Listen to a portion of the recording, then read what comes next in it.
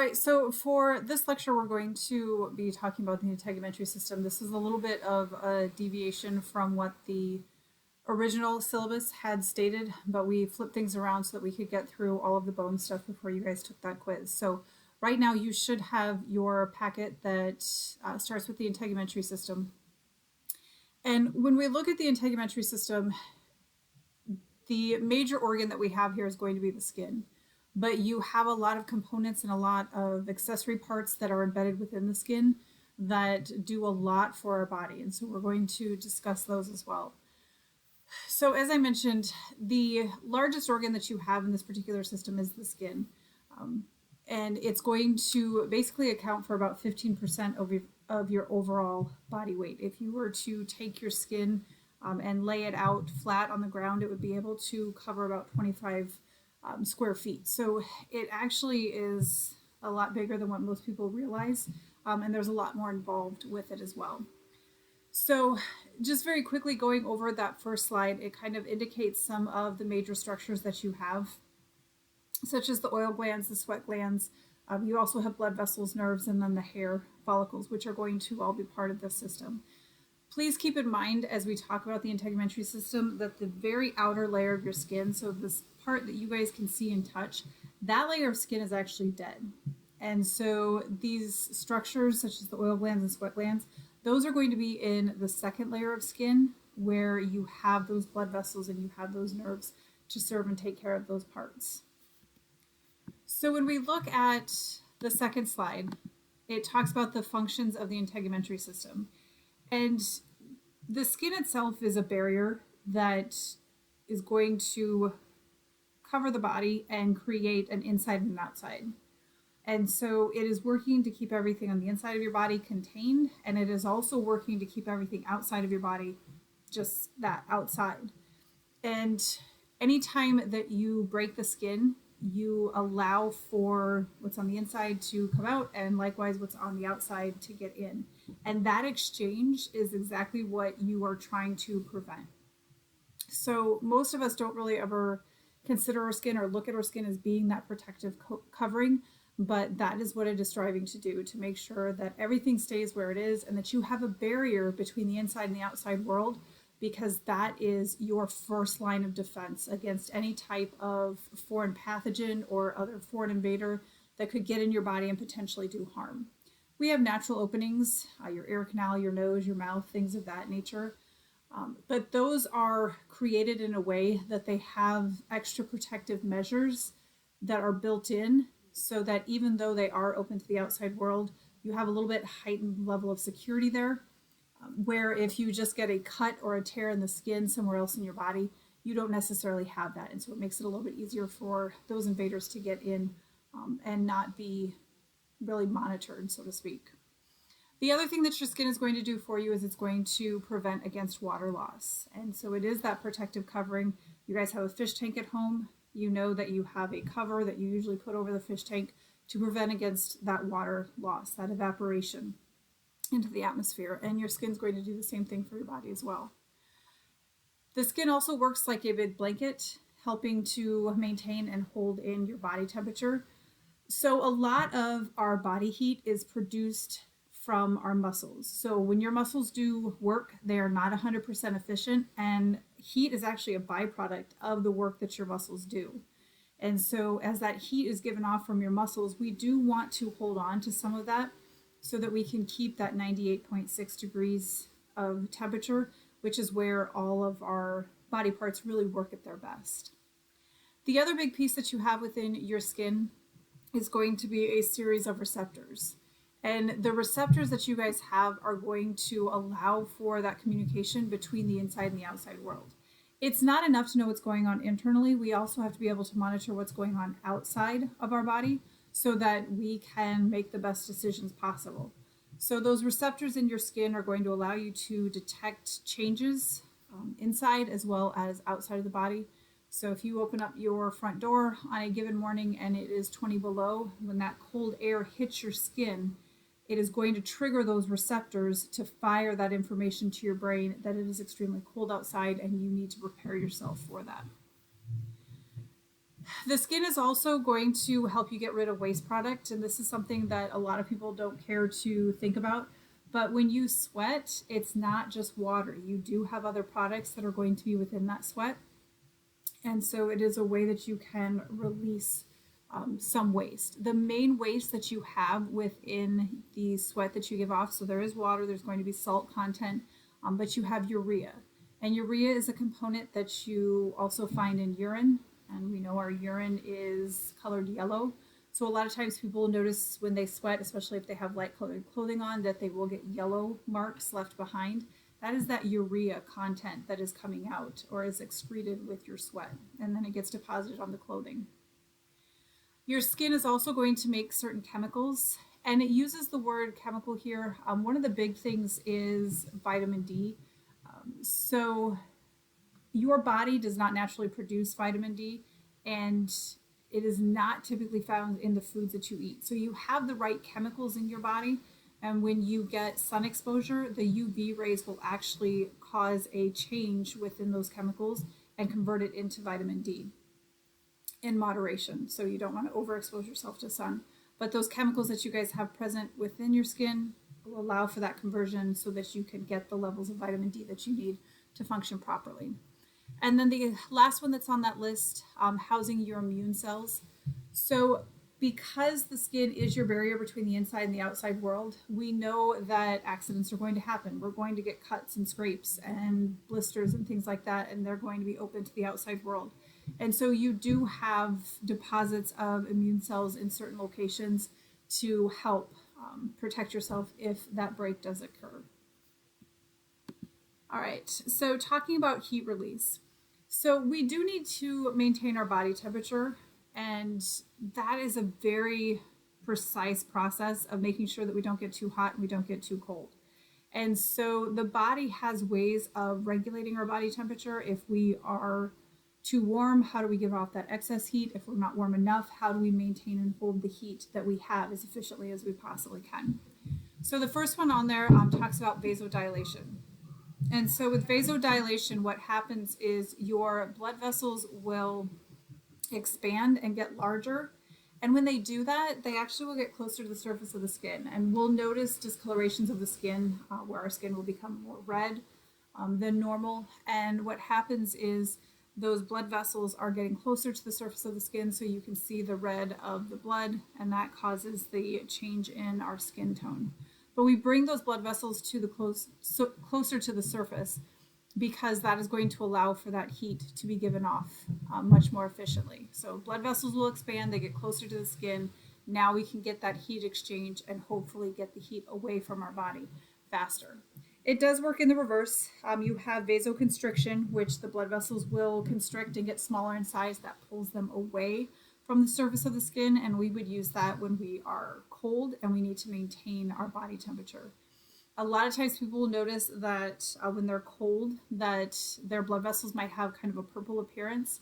And what happens there is because when they get pulled away from the surface of the skin, light has to get through more layers of skin before it hits the blood vessel.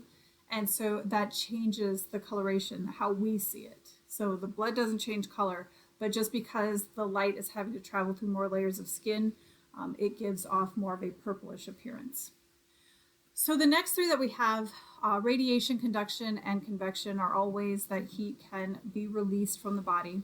So when we talk about radiation, radiation is going to be the transfer of heat through waves, and that's not on there, so I would strongly suggest writing that in your notes, that when we talk about radiation, heat transfer is always from a warmer place to a cooler place. So the higher temperature is always going to transfer to the lower temperature area. In the form of radiation, that is done through waves. So sun's heat getting to Earth, traveling all the way through space, that is through waves. We would refer to that as radiation. With conduction, this is going to be the transfer of heat from warmer objects to cooler objects. And in this particular case, they have to be in contact with each other. So when you talk about conduction, they physically have to come in contact with each other. So when you guys go to cook something on the stove, you take your pan, you set it directly on the stove surface of the stove and the pan are in contact with each other. you turn it on, and now that heat transfer is going to go from the surface into the pan itself. So radiation is through waves, conduction is going to be through contact. And then we have convection. Convection is going to be the transfer of heat through air. And so now you're going to have something that heats the air. The air is then going to come in contact with something else and heat it up. The best example I can give you for all three of these is to think of the different ways that you can make popcorn. So if you make popcorn in the microwave, that would be through radiation. You are using those waves to heat the popcorn up. If you make it in a pan, so you put oil in the pan, heat it up, that is through conduction. So you're using that heat transfer from the stove into the pan, and it will eventually transfer to those kernels of corn. If you've ever used an air popper, that is convection. So the air popper heats the air, and then that heat, or the air gets warm enough that it heats those kernels to the point that they will pop. The last one is evaporation. Evaporation is when you have a liquid and it is going to change from liquid form into a gas. The liquid is still there, but it is in such small particles that we cannot see them any longer. So when we have a puddle on the ground and eventually over time that puddle dissipates and is gone, it's evaporated into the air, and those water molecules are no longer large and sticking together. They are very small, and they have separated from each other to the point where you can no longer see them with the naked eye. The process of evaporation is going to pull heat away from an object, and that's why when we get too warm, we start to sweat. So we bring that liquid to the surface of our skin.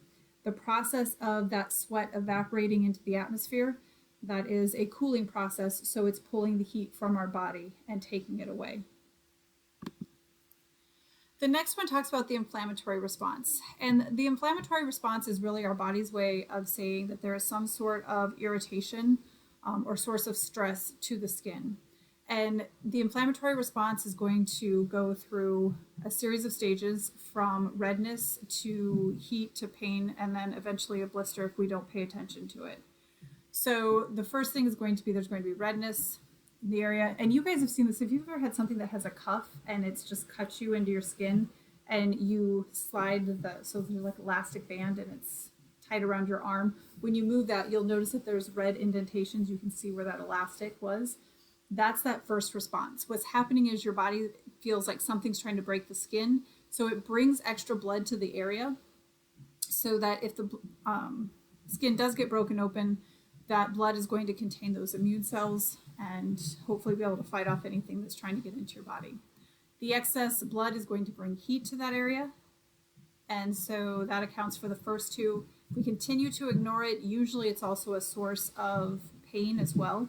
And like I was giving the example earlier, if you have tight elastic around your arm and you move it, some people will notice after they move that elastic that it itches.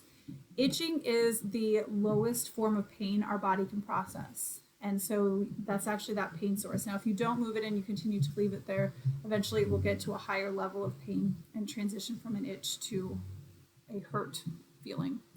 And then if we continue to ignore it, it's eventually going to bring fluid underneath it to try and create a pocket of protection, which is the blister.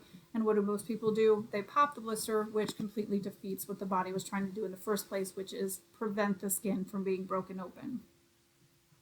The healing process I'm going to come back to a little bit later. That's one that serves a little bit better to do face to face. So talking about the different types of burns, there's first degree, second degree, third degree. If you look at certain resources, they will also take that up to fourth, fifth, and sixth. So for our purposes right now, just understanding that a first degree burn is the least severe type that there is, usually is not going to leave a scar and is going to heal rather quickly. Second degree, now we're getting into the top layer of skin, but we're also getting into the underlayer, the second layer of skin as well. So healing time is going to take a little bit longer. Usually you'll notice that the surface of the skin gets a very shiny appearance to it. It describes it as being a waxy appearance almost. But again, typically not going to be a scar or anything involved with that unless for some reason there would be an infection that would set in to the area.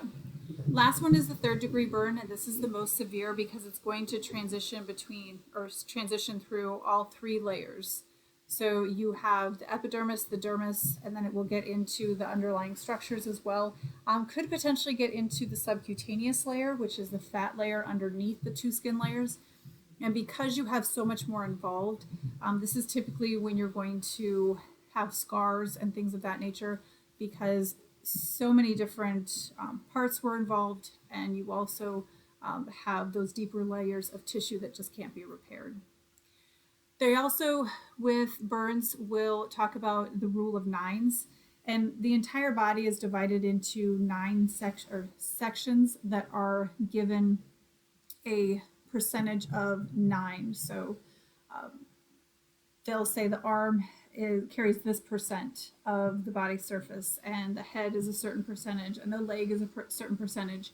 So if you come in and you have certain body parts that are burned, they will tally up those numbers, and that's when they will say somebody has 60% of their body covered in burns. It's based on those pre-designated amounts that each body part is given. They add those all together.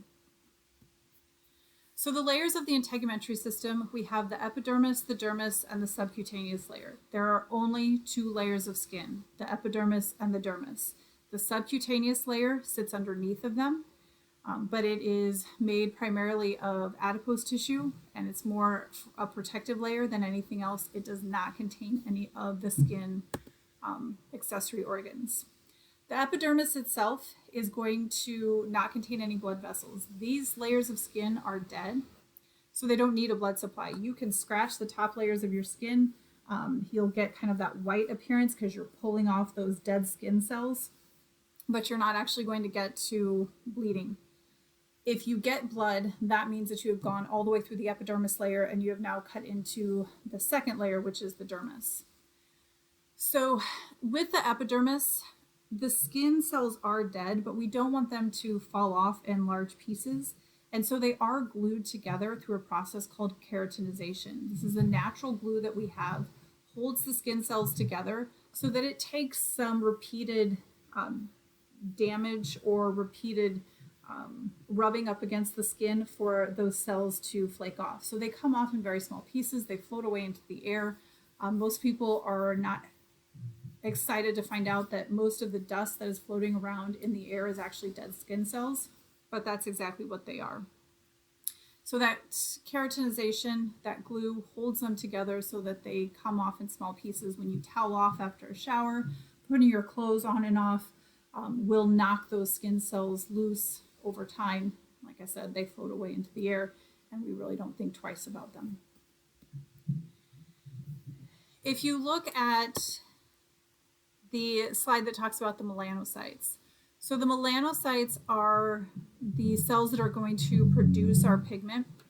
And everybody has the same number of melanocytes. Where we differ is how much pigment we produce. So the pigment is melanin. The melanocytes are the cells that produce the melanin. We all have the same number of melanocytes roughly, but the amount of pigment, like I said, is where we really differ. Pigmentation is going to be released from our cells after exposure to UV rays. And so when we have that UV exposure, those cells are going to react to that. They release that melanin. The melanin comes up between the skin cells and come to the surface. The melanin is there to protect the DNA within our cells. UV rays damage our DNA. And so the melanin blocks those UV rays from being able to target and get through our skin to the nucleus where the DNA is held and do any damage to the DNA itself.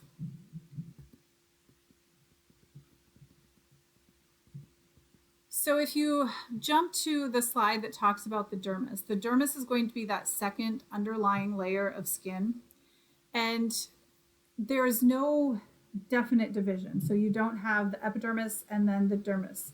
It's actually going to be a kind of peaks and valley type situation. And where the epidermis and the dermis come together, because you have those rolling hills where the 2 meet, that is actually what causes your fingerprints.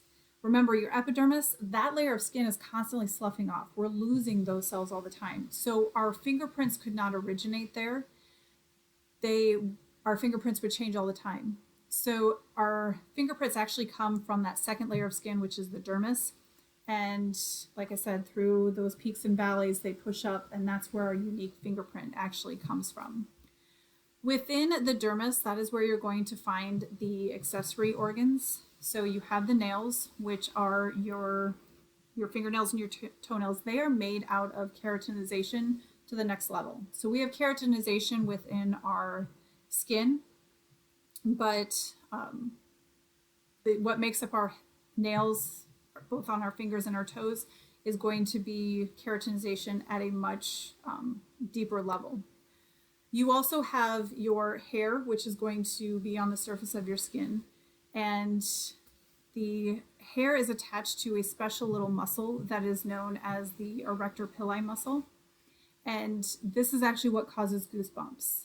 So when you get cold, the erector pili muscle is going to contract, and that is attached to your hair follicle. It causes the hair to stand up, and what it's trying to do is it's trying to create a dome. Now, with our hair on our arms right now, that doesn't mean anything. But when you think about caveman era and your hair was 3 to 4 inches long, if that hair now stands up, it's going to create a little dome over the surface of the skin, which as heat comes off the skin, that hair would then hold and trap that heat to the surface of the skin. The last slide talks about the sweat glands and the oil glands. So the sweat glands are going to be our way of getting that moisture from within our body to the surface. So it's a coiled little gland, and it is found in that dermis layer. And what it actually is going to do is it helps with that body temperature regulation. And so that moisture sits in there. When we need it to come to the surface, it will rise to the surface of the skin. It's constantly doing that throughout the day. So we talk about perspiration and sweating. Perspiration is that liquid is always coming to the surface of the skin through those sweat glands. But it comes at such a fine rate that it evaporates before we ever notice it's there. When you start working really hard, that starts to happen at a faster rate. And so that those little beads of moisture that are coming to the surface of the skin, which we typically don't see, are now going to collect together, and then that's what we know as sweat. So there is a difference between perspiration and sweating. You are perspiring all throughout the day. Sweating is only when you're working at a higher level. And then the last one that you have there is the sebaceous gland, which is our oil gland. So the sebaceous glands are going to create a substance called sebum, and that is going to help kind of moisturize our skin. It's our natural moisturizer. So we put lotion on all the time. We confuse our body because when we put lotion on or we put chapstick on, our body thinks that it is overproducing its natural sebum, and so it will reduce what we are producing.